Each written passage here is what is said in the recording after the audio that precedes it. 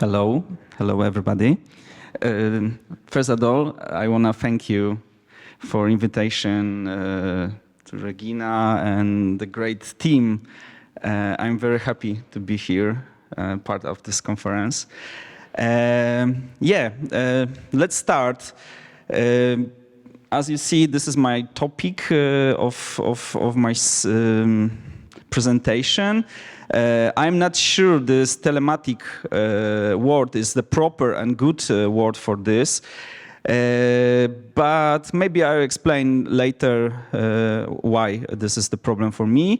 And the engaging of the audience, maybe that is the point. What is also quite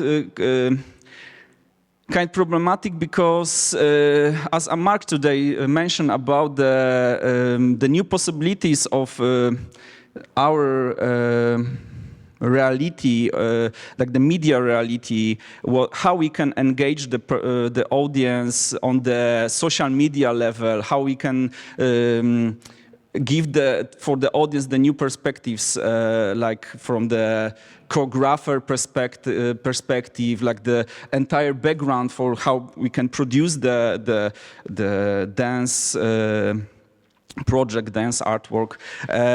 So I will focus mostly on the engaging of audience during the performance, and I will present some different solution using the virtual reality and augmented reality.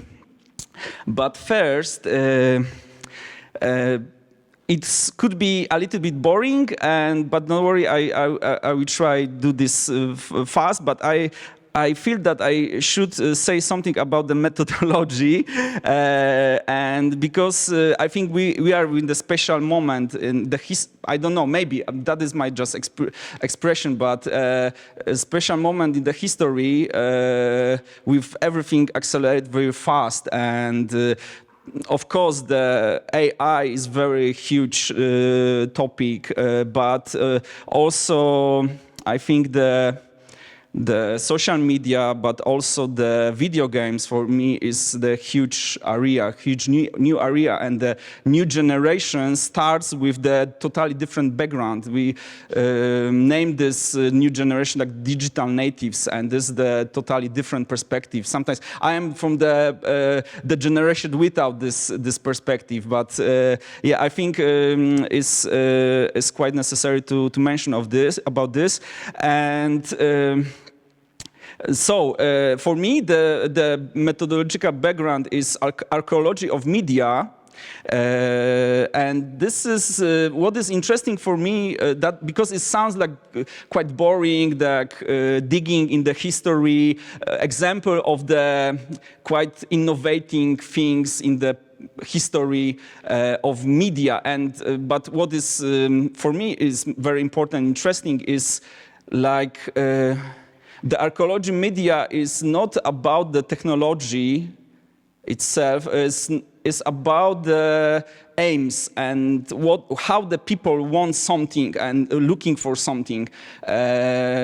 That is interesting, and some technologies starts, like the virtual technology from archaeology of media perspective, starts in ancient Greece, and there's the first example. This is Villa Flora from Pompeii. And there's the first example of virtual reality idea. And there's no electricity and no projectors and this kind of stuff. But in Villa Flora, when they discovered this building, this room in Pompeii, under the ash from Vesuvio, they found the room which each wall have the linear perspective. So it's the illusion that you are inside the room without walls, because they're using the linear perspective, and so they wanna extend like artificially the feeling of the space, and that is interesting perspective. So maybe that is not about, because sometimes when I talk about the dance and technology, for example, it's always is something like artificially add. Maybe it could be like it's like, okay, this may be fashion to do this, and what for? We have the body. When we use this only our body, we don't have the problem with the ecology, for example, or because also the using the technology always is brings some problem with energy, and everything is very connected, and each technology is not like only the part of one factories. A lot of factories, a lot of different capital and political forces and this kind of stuff. Yeah, but I like the archaeology of media because this is the approach to be careful about what is happened, and maybe sometimes what is not very important now could be something in the mainstream in the future, and that is the main idea of this methodology. This example based on the Oliver Grau book, and another one example is because the cave was the first, one of the first virtual system, so it's quite similar idea to project on each wall the virtual reality, and actually we have the two different types of the virtual reality. We have the head mount display reality when wearing the headset, the goggles, but also we have the virtuality when we project on the ceiling, on the floor, on the walls, and the system tracking us and react for our activities in this. So is this is like the short link between, and also maybe I do this very fast. This is also the interesting example of the new media artists from 17th centuries, of the most famous I don't know, technology or something like that is camera obscura, which was developed in the future for the photography and the cinema, and actually also helps the painters to paint very realistic paintings, because the painters project some scene and painting on this. So yeah, this is like the first matrix of camera. Yeah, but also he worked with the like communication technology, like for the transmit the sounds and this kind of stuff. And also in the 19th century, that was also interesting industry area for the companies which produce the ghosts, and they work for the many theaters that was very popular there. Then that, as you see, there's the strong light is even not projector. There's a very strong light, and this is the glass. And we have some kind of like the phantom of presence of somebody. So it's and actually, if you know the holograms, like the holograms concert of Michael Jackson, Tupac Shakur, of this kind of famous dead person, it's like, because it's also industry of the immortality, like the contemporary industry of the immortality, and I don't know what will happen with if they combine this with the artificial intelligence, because they can do the new choreography of Michael Jackson or something like that. Or I'm scared thinking about this. Yeah, it is based on exactly the same technology. Of course, it's like the 8K video projector, and the glass is like replaced with the very advanced textile called Mylar, but actually this idea is the same, and also always is like the kind of illusion. Yeah, and also this is about the industry of ghosts and the calling of ghosts in the 19th century. There was very strong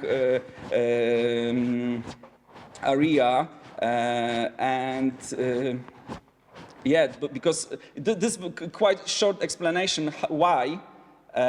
Because the Enlightenment killed the God, so the 1 century later, the people without God starting believe like from scratch about the something behind the death or behind our reality. So that was very popular, and it's called the post-sacral void because they was in the post-sacral void.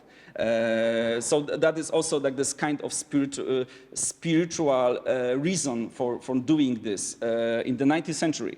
Yeah, but anyway, let's go further. Because what is the problem for me, the telematic theater, and maybe this is also just the conversation about the definition, but I'm very involved with the telepresence art and telepresence technology, and this sounds quite similar, but there is the slight difference, and the telepresence art is not that this was popular in 90s mostly when the internet start, and or even sometimes it's called proto-internet art. But actually the origin of the telepresence is very interesting because it starts after Second World War in late 40s, and that was before robotics. Like it was related with nuclear energy and military, like for the nuclear weapon, and that was problem that the humans cannot touch the super radioactive core with the core. For example, in the power plant. So they find the solution how to extend the hands of the workers in the power plant. So they invite or like prepared some gloves with the force feedback, and it's also very important that you have the force feedback, so you control like the remotely control, but was without computer. Remember, was without computers, without wireless. That was cables and gloves and even arms. And was the movement sensors, but also when the workers touch something and grab something, they had the response, like the glove stuck, and he felt that is something touching. So that was the the important is that the robotics start after that, but because they want to automatize this system and start building the first robot after that. So that is also quite interesting. And and what is important for the telepresence art, because sometimes this distinction is very very small, but sometimes people comparing this with the virtual reality, but in the telepresence, you are remotely. You feel that you are present remotely in the different place in the real time, but you explore this as a virtual reality, but you're using the tele-robot camera. So you are in the other place, and you can look around, and you see this what is happened there, and you feel that you are there.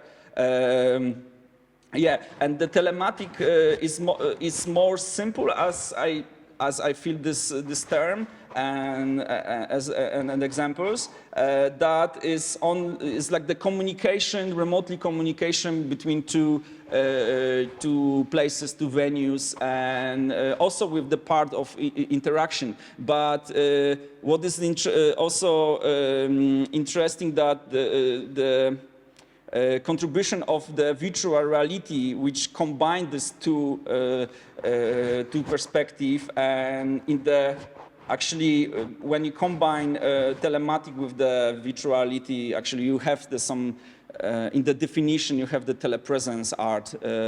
Yeah, but anyway, that was very short just the few example of the early telepresence art. Douglas Davis, that is like the satellite performances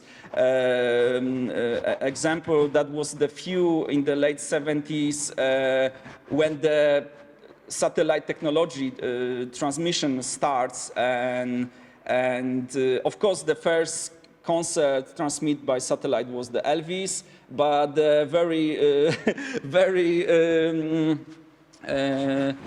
soon the artists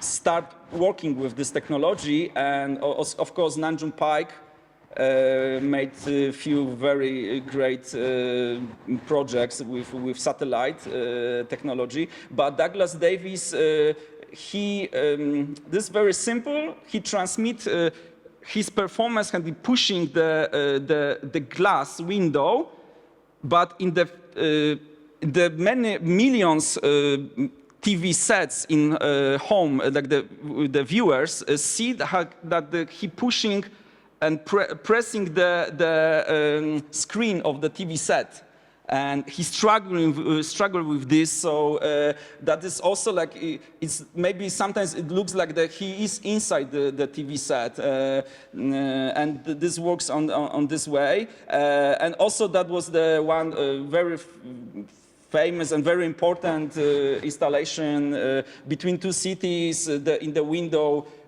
of shop in New York and Los Angeles. And for now, for perspective today, that is very simple and obvious. Like it's like the Zoom meeting, like the Zoom roulette or chat roulette on Zoom. But but what was good for in this installation, that was the scale, that the people was very in the same size, that was very carefully prepared with the screen, and also was the part of illusion. And they recorded a few days of this installation, and was very amazing meetings. Even the families was split for 20 years, and they get know about this installation and talk with, or was there a lot of performance like the?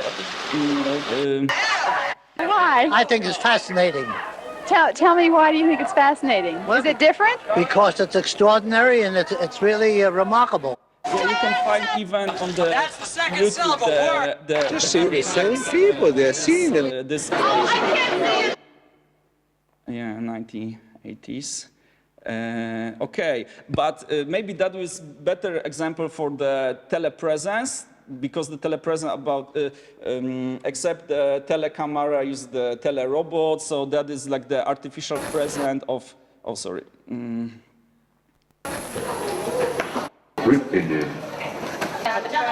How are you? Fine. This telerobot too. They don't talk back. I like your red shirt. Somebody operate this robot and From March 22nd through June 10th, 2001, Kiru, a telerobot, lived in the lobby and first-floor gallery of the Whitney Museum of American Art in New York. When in autonomous mode, Kiru acted out its own agenda as an ambassador to New York from Camouflage Town. It also played the role of a cultural curmudgeon in the museum environment. As an autonomous entity... Okay, this is one of my favorite artwork of telepresence art. Kazuhiko Hachiya, as you see, is quite old, but you see this is the angel wings or something like that. but it's actually the huge antennas and two people wearing the backpacks with antenna and a wireless transmission of video from the camera. They wearing the headsets. This is like stereoscopic headset, so the image is very immersive, it's very realistic. And on the front of the headset, they have the cameras, and the idea is super simple, but it's, you see, this installation replaces the point of view, so you see yourself. Everything is very difficult.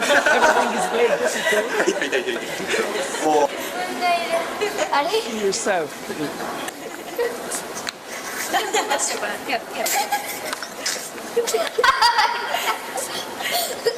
ここにいる。これだ。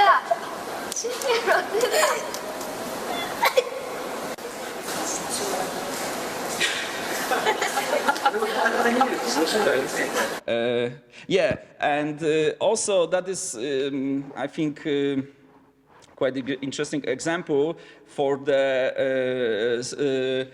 Stal Stencil. He said that the designing of touching or in the new media is very poor, and he wanna develop the idea of the touching somebody remotely. So he designed the sensor his name is Interskin Suit, and it's also some kind of autoerotic because you're touching yourself. Oh, sorry, because I don't know this is necessary, but I discovered this now. Sorry.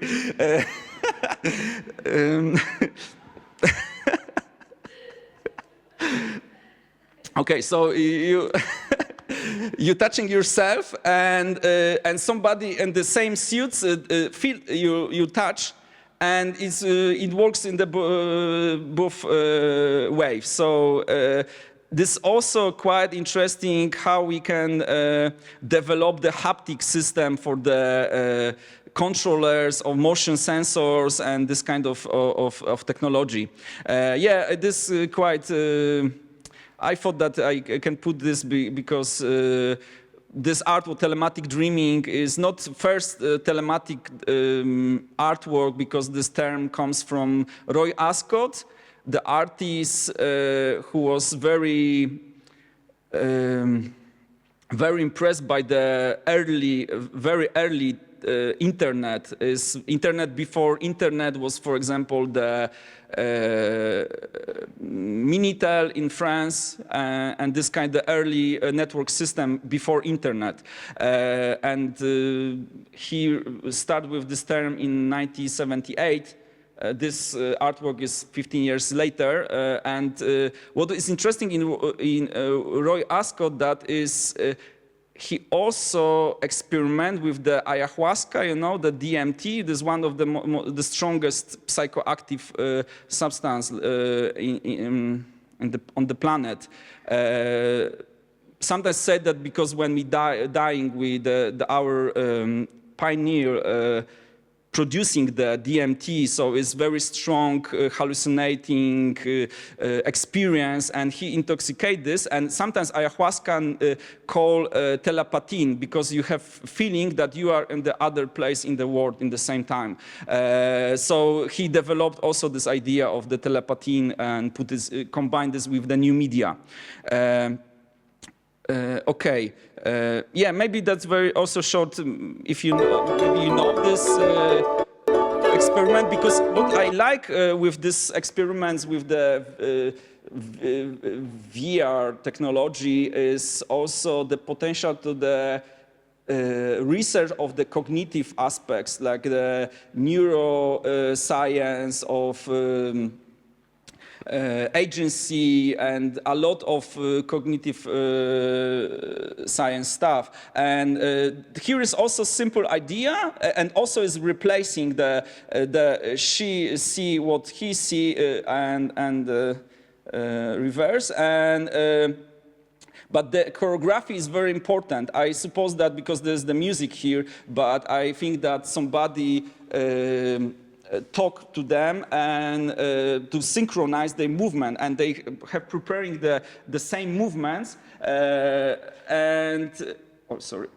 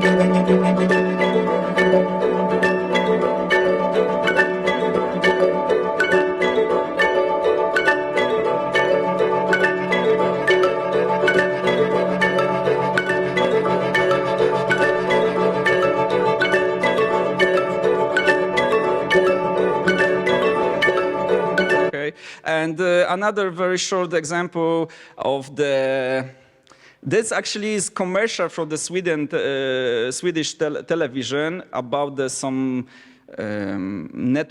internet provider, but it's quite funny and is a simple idea of it's very simple that similar. Like if the Hachia installation, that the user wearing the camera on front, but is the very short latency, like 1/3 second, very short. But this show how you work Yes. in the maybe just. Hämtar du bollen, Jacke?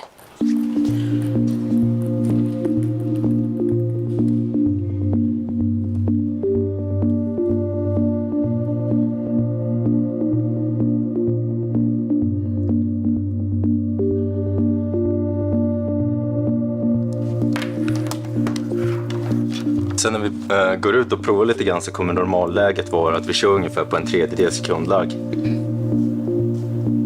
Kan man se. Och 3 sekunder. Alltså det är helt... Galet lång tid. Ja, det är det. Det känns lite som en så här Super Mario-grej. Hör du mig? Ja. Ställ plats fram. 4, 3, 2, jag ser, kom igen, hej. 4 steg till mig. Oj, förlåt.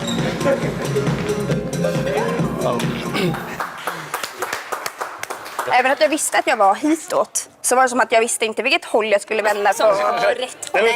Man vet inte vart man är någonstans. Det var ju en tjej med gult linne som jag gick in i väldigt mycket där. Du puttade ju henne flera gånger. Oj, förlåt. Ja.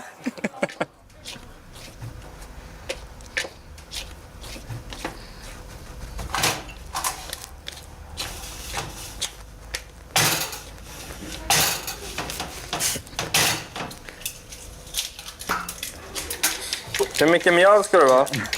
3. Okay, let's move to new project because let's back to the methodology, and also important for me is the art-based research or practice-based research, and this actually is my project which I made with Karol Firmanty and Ania Kamińska, and it's called Tree Location, and it is referred to bilocation is like if this is a term from the 15th century or even before, and this is feeling that you are in these two places at the same time, and is related to the mysticism, like the ecstasy of Saint Teresa, for example, and in the trance, in the shamanism trance as well. So we extend this. This feeling to the few spaces, and this is actually the one of the most important example of what I wanna say about the dance project and the technology and engaging the audience, because is working on the few levels. First, maybe I will show you some video presentation of this. Yeah, maybe here. Because Anya wearing the Mayo armband, this type of the sensor, movement sensors, and her movement, her dance is real-time sonified, and you will hear the sound, but she also controls the virtual reality scene, which is based on the Web VR. And what is the Web VR? Web VR is the virtual reality accessible by the web browser. So you don't install anything, but you just go to the by link, and you can open this in the web browser. And of course, is few lacks of this kind of technology, like the geometry should be reduced because it's not very effective as a standalone application. But what is important in this project, that she control of course sound, but also the entire geometry of the virtual space. And what was important for me, that there is no like idea of body, of her body. She controlled like the environment, and the audience can join to this virtual reality, like because it's like just sometimes you have the somebody dance and you have the video projector behind. Video projection, but you actually, as a participant, can open by QR code very fast the link and go inside, and each participant have the own experience of traveling by this environment. And yeah, this is one of this example.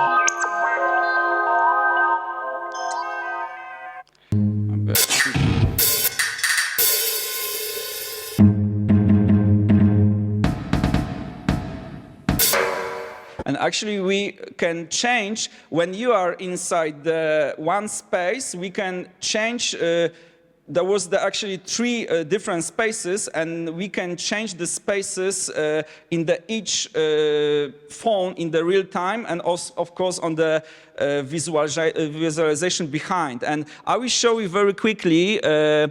There is no, because that was the first part of this.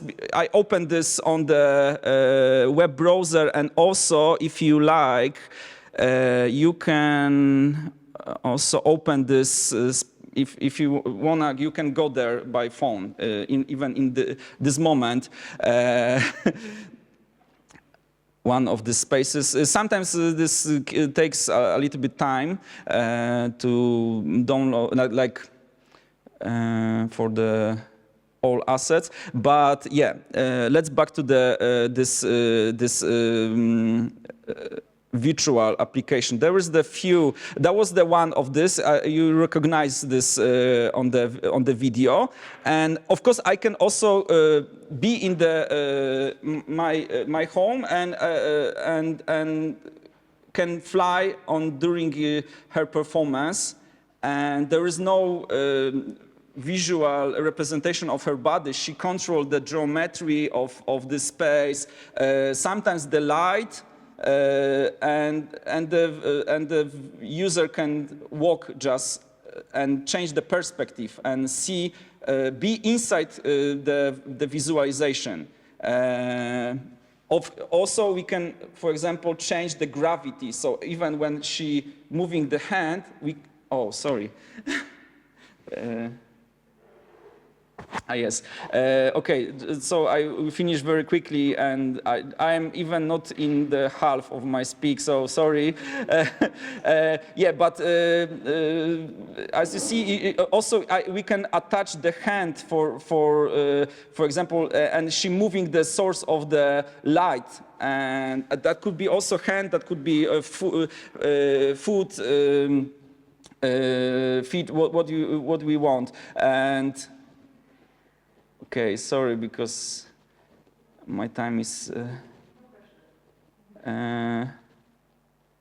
okay, so I don't know what's now. Yeah, so very quickly, this is another example. This is a project from Vienna, Echtzeit-Kunstwelt, and I start collaborate with them, and also Poznań Supercomputer and Networking Center also is part of the project, and I like this because this is also the proposal of another solution, where is the problem with the streaming of dance project, because sometimes, okay, we have the very good quality of cameras, but always we are on the surface of screen, and we cannot involve, cannot engage very deeply. And what is the idea of this Echtzeit-Kunstwelt is that they're using the dancers using the motion sensors and wearing the VR glasses, like VR headset. And the another place is also dancer with the VR headset and motion sensors.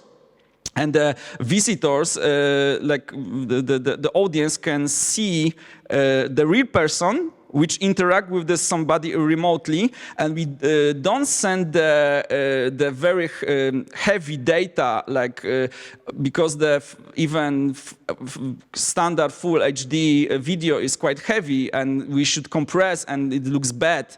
So it's the one question. But the another, when he sent only the movement data, so it's the very light data. Is somehow is like the video, like the esport video games with the very short, very fast ping response, and this, yeah, this is very promising idea, and we wanna develop this, and also we wanna make a research with how we can join the other spectators, like they can they wearing the headset as well, because it's quite dangerous because people can hit together, but it's also now the new headsets have the pass-through cameras, so they also interact and be there, and even not if they not be there by the like VR headset, we can use the cave technology and use the projection, like the cave projection, like each wall is the video projection. Yeah. So I don't know. Maybe that will be like that. Is a lot of yeah, is a lot of different examples. So I don't know. Maybe I will share you this, or you can read this about this after in the book after the conference. Yeah. Okay.